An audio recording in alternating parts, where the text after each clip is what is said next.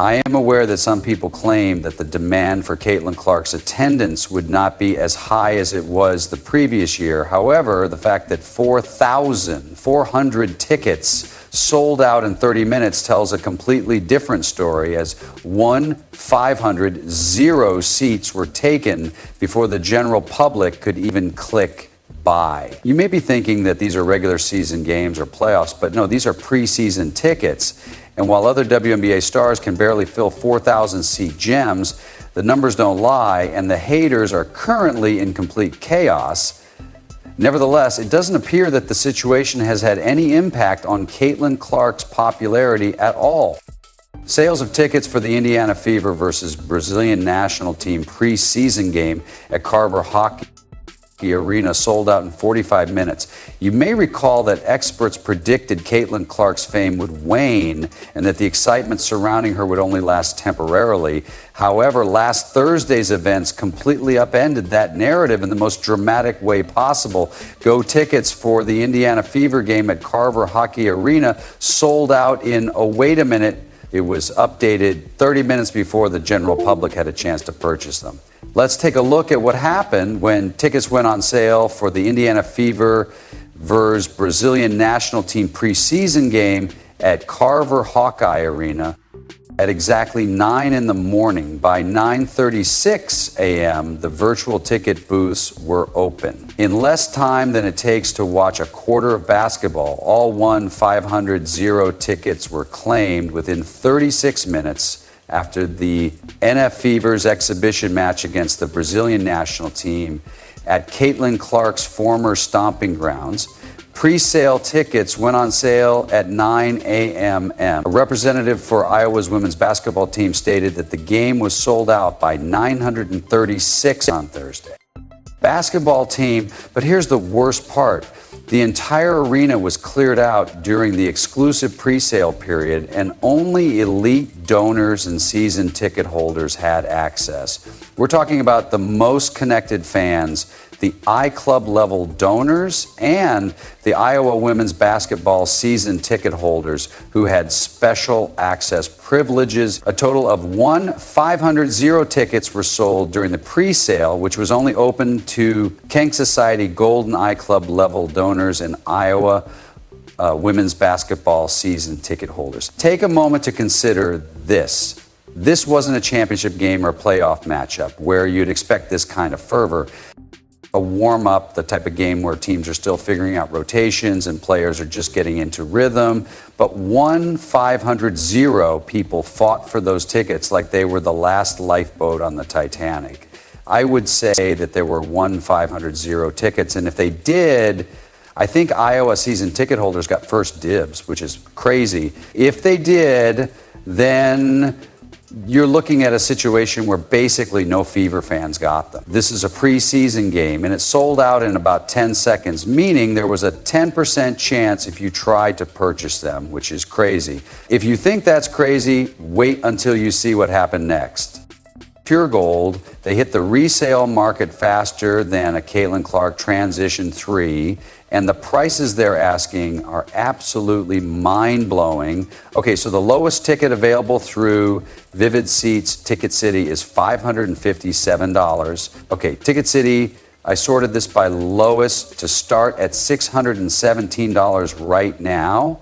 If you want to see this preseason spectacle, again, not even a regular season game, you're looking at prices starting at $557 for the cheapest seats, which is more than some NBA playoff tickets. However, if you want those premium seats, the courtside experience, where you might catch a glimpse of Clark's legendary no-look passes up close, you better have $400 or $500 lying around, because that's what those tickets are going for the highest.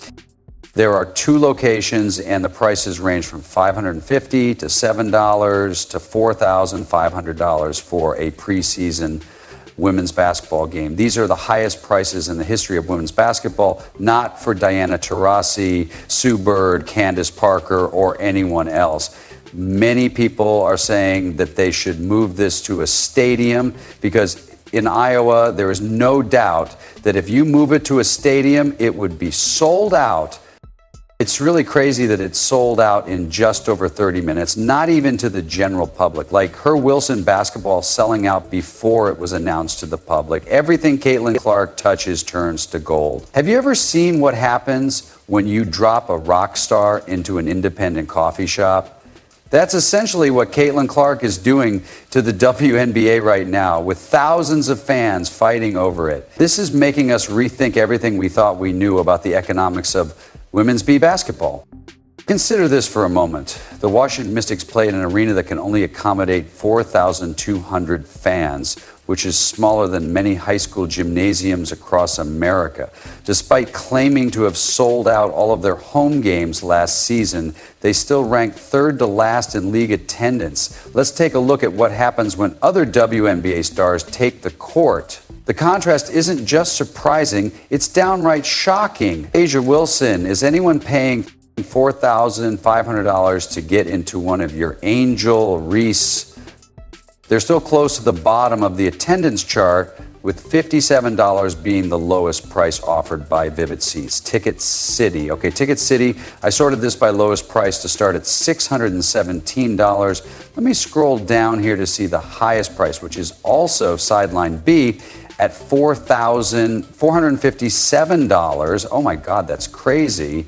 We have two spots. So basically, we're looking at anywhere between $557 and $4,500 for a preseason game. What are we talking about here, Asia Wilson? I'm curious if anyone is paying $4,500 to see one of your Angel Reese. I don't think that's happening, so this was announced, man. The owner of the Mystics isn't scared of money now, is she? Oh, no, no comment. Nothing to see here. Okay, so the Indiana Fever 2025 road games at the Mystics have been moved to Baltimore. Originally planned to take place at the Entertainment and Sports Arena in Washington, D.C., on May 28 and September 7, the Mystics will now play at the CFG Bank Arena in Baltimore. This was announced today, so I did some research and thought, well, I wonder what the differences are. So this is the difference. The Mystics play in an entertainment and sports arena with a capacity of... The team sold out all of its home games last year, but they were still third to last in the league's attendance. However, even though the Mystics are about to undergo a makeover, they are not alone. The Atlantic Dream are in a similar situation. When they proudly announce sellouts, they're talking about a crowd that would be lost in the same arena that Clark just filled 3 times over. We're not talking about having trouble filling Madison Square Garden here. These are venues that could fit inside a normal Walmart with space left over. Have all their home games, which have a capacity of, say, 3,800 fans. They boast about it, and you think, but that's not any fans, question mark? Now, this is where things get really interesting. Have you noticed that nobody is paying anything like $4,500 to see Angel Reese or AIA Wilson in a preseason game, regular season games, or even playoff games? These are real stars with serious talent, but they're not producing even a small portion of the economic earthquake that Clark is causing. We can all be extremely fortunate to be living in a time of such significant change.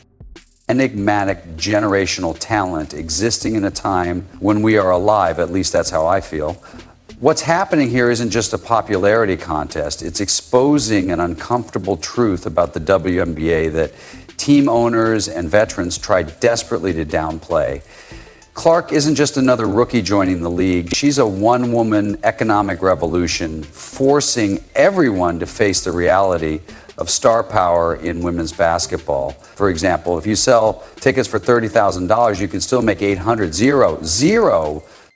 It's like comparing a neighborhood lemonade stand to Coca-Cola's global distribution network. I was a fan of the WNBA before, and I do love the WNBA. I love other teams, and I love other players, but Caitlyn Clark's performance in Iowa completely changed my perspective on basketball. And what that girl did and what she is doing now is something I have never seen in the game, and I cannot look away from.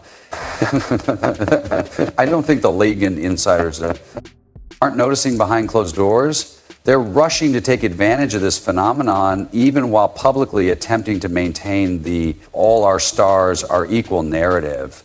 Their words say one thing, but their actions, moving games to venues 3 times larger when Clark comes to town, tell the real story. I did some research, and we'll get to the Mystics having to move their games and that old battle axe owner of hers, of the Mystics, having to retract her statements. Remember, they should have put everyone on the Time magazine cover of the WNBA. You know what they say about people who talk out of their mouths? The Washington Mystics owner just gave us the ideal example.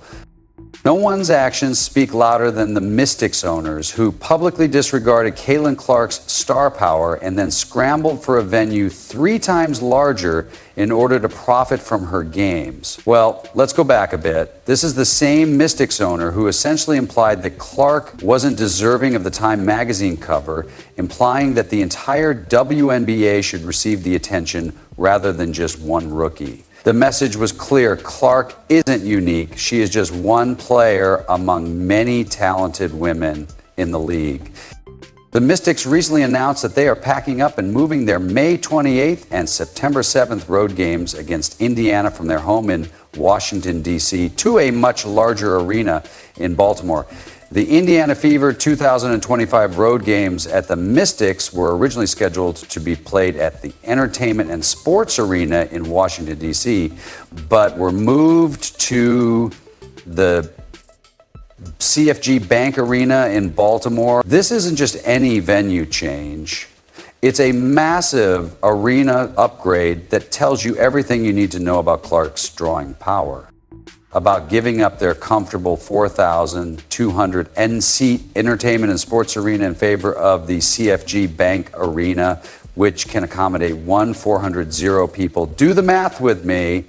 That's a 3-fold increase in capacity for Caitlyn Clark games. The new arena here has to increase capacity by 9,800 seats for the Indiana Fever. And guess what?